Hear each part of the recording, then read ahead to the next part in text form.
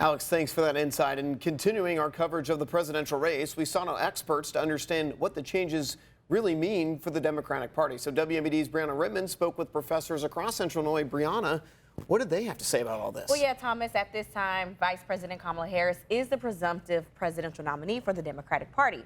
Now, the professor shared with me the impact of history and funding with the Democratic National Convention, which is less than a month away. And I think at this point, there's no real question but that Kamala Harris is going to be the nominee. Professors in Central Illinois are weighing in on developments in the presidential race as Democrats prepare for their national convention. The real question at this point is who's going to be a running mate and how unified is the convention.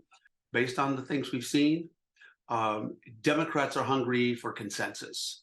And so I suspect there's not going to be acrimony at this convention. Every step moving forward for Harris is significant. Name recognition is number one.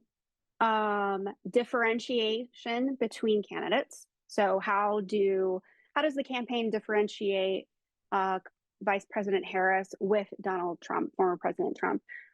What is their key message? Does she have credibility? All of these things are what they need to hit the ground running with. Now, this election cycle has similarities to previous ones for the Democratic Party.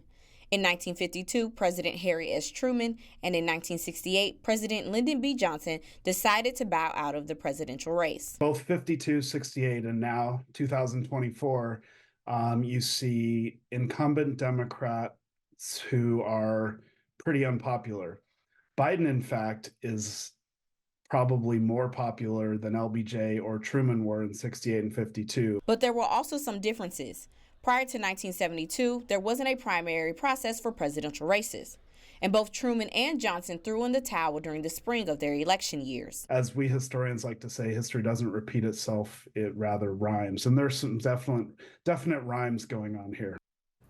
And speaking of rhymes, both Democratic National Conventions in 1952 and 1968 were in Chicago. And this year's DNC is also in the Windy City, coming up on August 19th.